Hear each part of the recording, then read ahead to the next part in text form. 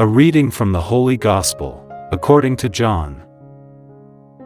Jesus said to his disciples, "I am the true vine, and my Father is the vine grower.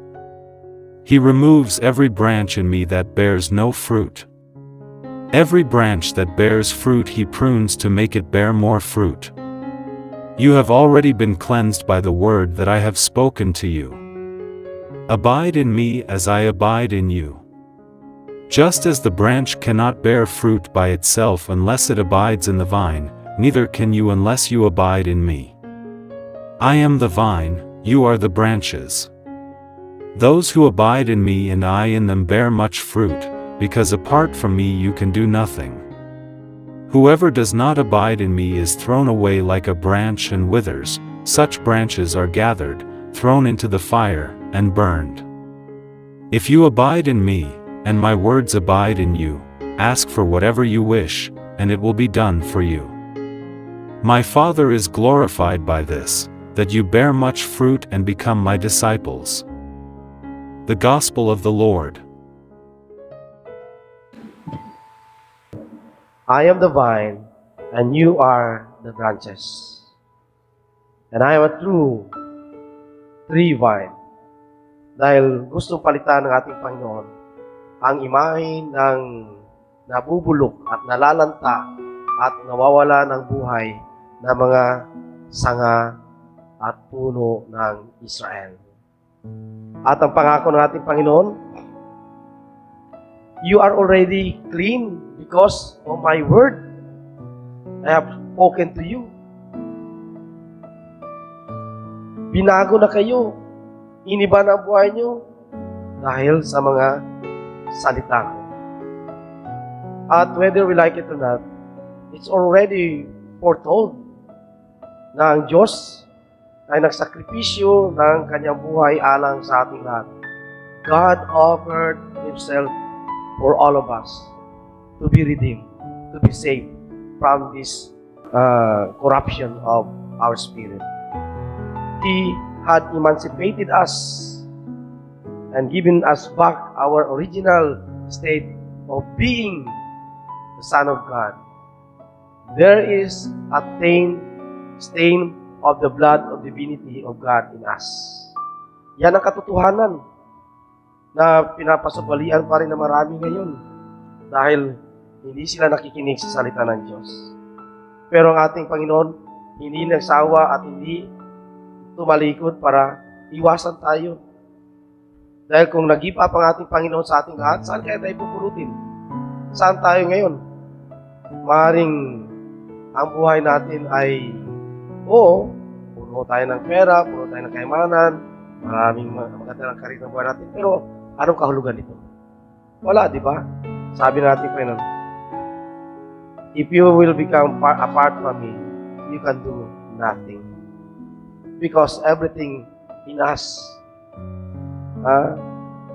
bodily, physically, we're going to worn out and withered away. Mawawala ito lahat. At kung hindi tayo nakakapit sa ating Panginoon bilang isang sanga sa puno ng ating Panginoon, we cannot be fruitful and going to thrive in His Word. Because no matter what we are going to fill our life with His physical Word, we cannot find any gratification or any happiness because there is something lacking on what we have. But if we have the Lord and we are connected through His words, through His examples, and His reminders of His offering light to us, then even how mean our life is, we can say, there is God. There He is present among us. Diba? Subukan niyong alalahanin. Ano ba ang pinakamasayang sandali sa buhay mo? Masaya ka ba dahil nakatapos ka na ng ilang kurso sa buhay mo? Hindi. Pero kung nanahimik ka sa isang gilid, gumawa ka ng kabutihan, kagaya ng may mapadaan na bata, tapos humihingi ng tulong sa iyo. Kitang-kita mo, totoo naman ang ginawa niya, hindi ka naman niluluko. Dinala mo siya sa isang karinderya, pinakain mo. anong naramdaman mo? Di ba? Ang kaloob-kalooban mo ay punong-puno dahil hindi mo natanggap ito sa mga Dr. Secret, sa mga malaking perang nasa bangko mo. Hindi yun. Pero yung kunting at maliit na bagay na yun, nag-uumapaw ang iyong saya. Because, sa totoo lang, you recognize the presence of the Lord in His lowly one. Sabi nating Panginoon, kung nagagawa mo ito, ikaw isang kagaya ng kanyang bahagi ng puno na namumunga. At patuloy na papamungahin tayo natin, Panginoon. Dahil sabi nga ng isang Bible scholar, the word prone in Greek has two meanings. Prone, to be cut off, and the other one is to be lifted up. And the Bible adopted the second meaning, to be lifted up. Kasi dito sa unang bahagi, hindi sinabi na pagkatapos i-prone ng Diyos, itapon ng mga sanga, kahit na ito'y barin. Wala. Itong bandang huli lang dahil hindi na pinatunayan dahil siguro sa pagkatapos ng pruning, ay hindi pa rin nagbigay ng pagkataon na lumago. I mean, when God prunes us, He wants to correct us to go back to where we are, na mabuting tao, magandang kalooban, maraming magagawang paglilingkod sa Diyos at sa tao.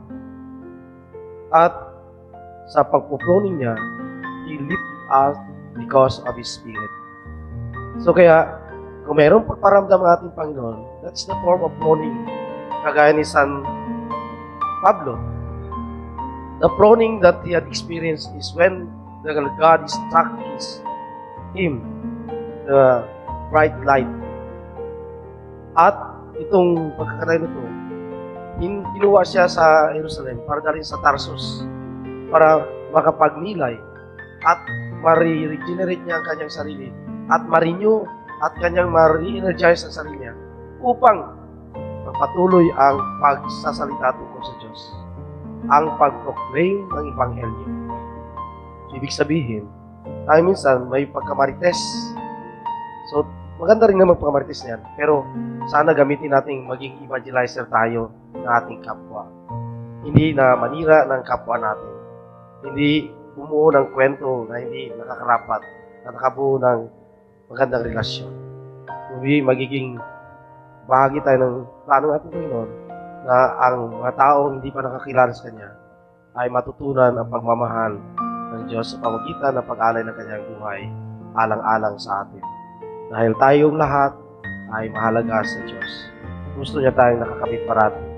Gusto niya tayong parating makapiling at hindi niya inasahan tayo mapahiwalay at mawalay sa Kanyang